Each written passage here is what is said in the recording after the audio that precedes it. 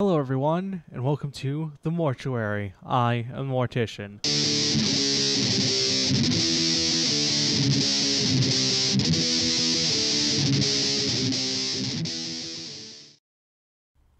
Hello everyone, and welcome to The Mortuary. I am the Mortician.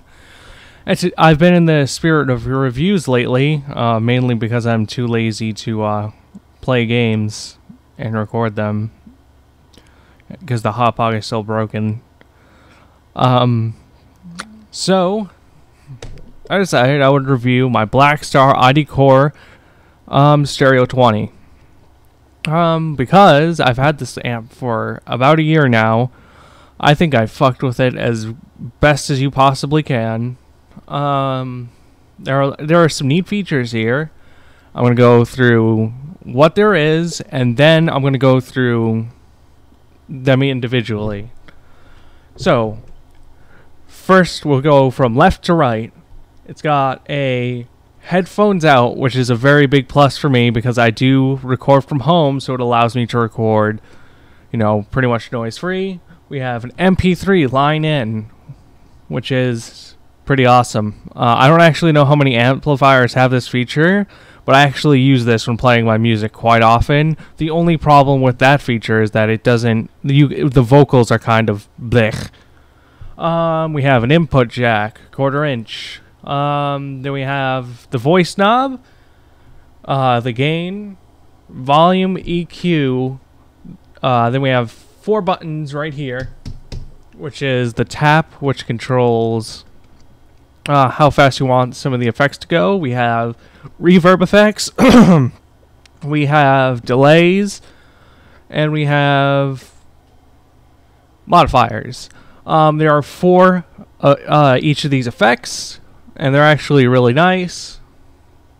And we have a level knob for how much of the effect we actually want to see. Or here, obviously power switch. We'd be in trouble if it didn't have that. And also a foot switch, which I don't have just because I thought it was a stupid idea. And now we have a manual option, which if you have, let's say when you first get the amp, I don't think it's actually on manual, so you'll start fucking around with these and it'll actually save the settings for each voice thing. So if I have, let's just, for example, just to clarify, if I'm on clean warm and I have a certain phaser or a certain reverb, it'll save that combination. And if you press the manual, it'll go away. You can fuck around with it freely. I always have the manual on. And a USB 2.0 port, which is how you can actually record. It's how I recorded my first track, which I think I'm going to put at the end of this. It wasn't very good. It was Chase Through the Void. It was when I first started recording. I had no idea about mixing. I had no idea about mastering. But I'll put it in the I'll put it at the end of the video, and I'll do a clean song too, because I really, really, really enjoy the tone I get from this clean, USB or otherwise. So first, I'm going to talk about the voices. The voices that are featured are Clean Warm, Clean Bright, Crunch, Super Crunch, Overdrive 1, and Overdrive 2. I personally find myself using Clean Bright because it is so beautiful. It is. I don't really like warm kind of cleans or warm anything. I think it's more muddy is probably the best word. The brights, everything sounds so fucking clear. It's ridiculous. The crunch, I have played around with that a few times. It's actually not that bad. It is kind of like, for being on $100 amp, it's not that bad, considering what I have seen from pedals. Then we have the Overdrive 1, which is my favorite Overdrive. It is one of the cleanest, and if you crank that gain knob, it has a very metal kind of sound. Overdrive 2 is more like it has more warmth in it, and that's just not what I'm. That's not what I'm about. Personally, if you're anything like me, you'll find using the clean bright for, even if you're using distortion pedals or any kind of pedals, you'll always be using the clean bright, because it's like, it just sounds better, you know. It doesn't muddy up as much. But even with the Overdrive, the favorite of mine on here, the first one, it still is kind of muddy. I don't know if it's just because I have bad, maybe technique, but I doubt that. I've been playing for quite a long time, so like I said, I'm probably gonna look into another amp, PV Viper. So, even with my pedal, like I said, it is kind of muddy. I'm kind of running around in circles, and I apologize, but we're gonna move the fuck on now. So, gain. Pretty self-explanatory. If you don't know what gain is, you're probably on the wrong video. Volume control. Everyone knows what volume does. This amplifier is not very loud. Don't expect to go out and play a gig with this. Don't expect to do, you know, playing with your band. This is for solo guitarist, or like, I guess, vocalist, if you wanted to do that, practicing. This, you cannot control the MP3 volume with this knob, which is kind of weird to me, because that's what I would expect. It would just all be connected, but no, whatever device you're using controls the volume for this.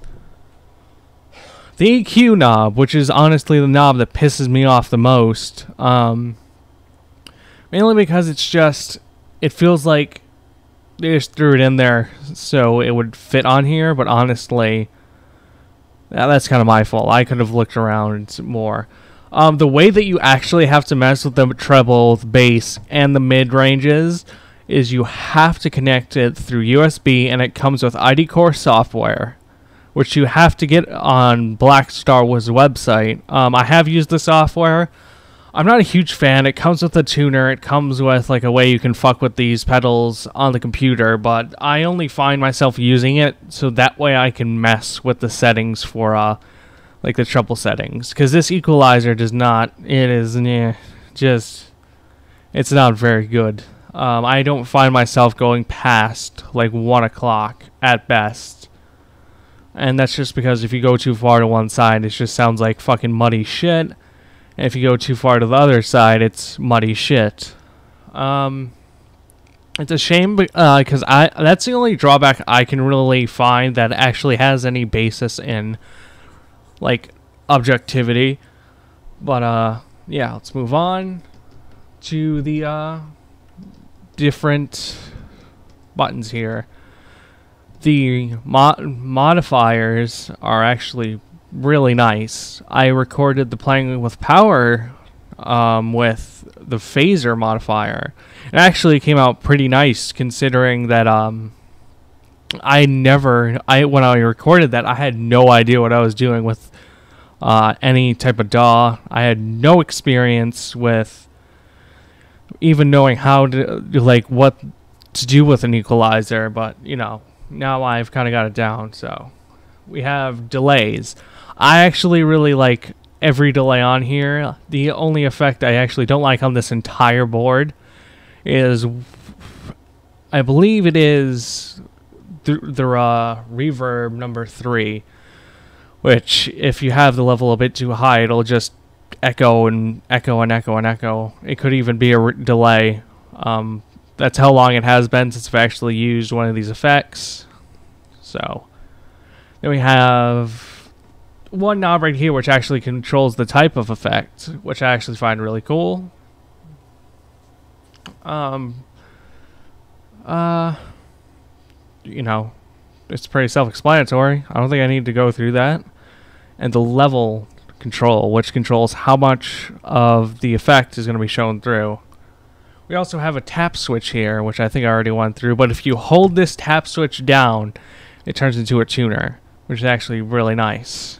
Do I use it? Not really, because personally I like one with like a spectrograph, you know, lines, because you are not going to be able to intonate with this at all. So the headphones and the MP3 jacks they're just standard cables. They're not 1/4 inch, just regular ass things. So you don't need to go buy adapters, which is actually really nice.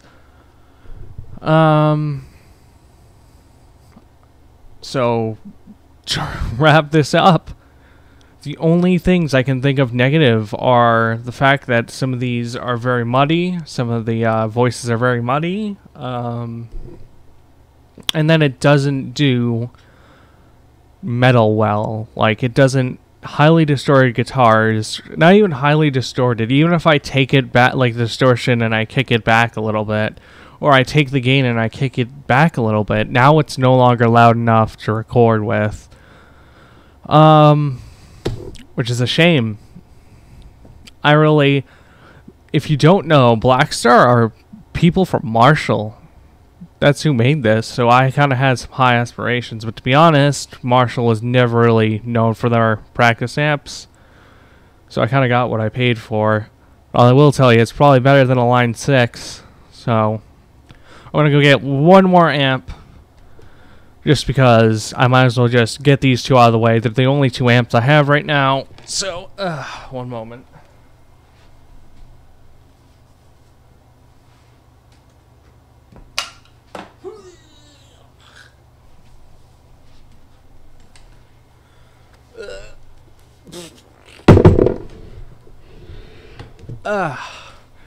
So what we have here... Oh. It's actually not that heavy, it's just awkward to lift, just so you know, because I actually took the handle off like a moron. This is a Fender Frontman 65R. This is my first actual guitar amplifier I've ever owned. When I first started playing guitar, I actually had a PV bass amp, so it wasn't very good for guitar. But this thing is fucking loud. Like, this is probably something I should be recording with over the Blackstar, which I'm going to I'll probably test, but the problem is it is super duper loud. Even going up to like 2 is just fucking mind-bogglingly loud. You could probably play this with use this with a drummer. It's 120 watts.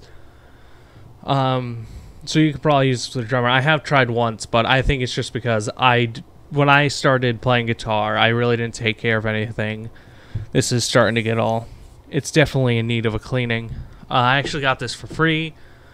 Actually, no, I technically traded my PV bass amp for this.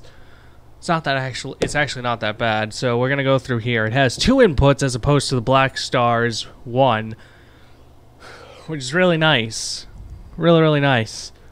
Because if you want to jam with a friend and he doesn't want to bring his amplifier or something, you got two inputs right here. Volume control, treble and bass, which just every fucking guitar amp should have treble and bass minimum. Then we go over here, which is the drive, which this does come with overdrive and reverb, which is very nice. We have the volume, channel select, which basically means if you want the clean, which is on this side, this is how you control this side over here is how you control the clean. This side over here is how you control the overdrive. The overdrive actually isn't that bad on this either. It is a little bit muddy, but, you know, whatever. Treble, mid contour. Very important. I like that. Bass, reverb, foot switch, pre-in, power in. I'm pretty sure you could probably hook up... I think you might be able to hook up like a fucking tube to this, like a head, because of the power in. Like I said, I'm not actually that sure. I barely did any research on this one, so don't like shoot me in the face because I'm wrong. I have never recorded anything with this, but I can say that this is a pretty good amp, pretty solid. The overdrive is really nice. I like that it has all the controls. Very important to me. There's not really much I can say. The reverb is really nice as well. Very nice. I kind of want to hook this up and play it in a few minutes. So I'm probably going to end this video now. If you want, I don't know how much these go for now, but if you could, this is actually, like I said, 120 watts, very, very nice. There's not really much to say, you know why? Because it's fucking very basic. So thank you guys for watching. Mortician, peace out.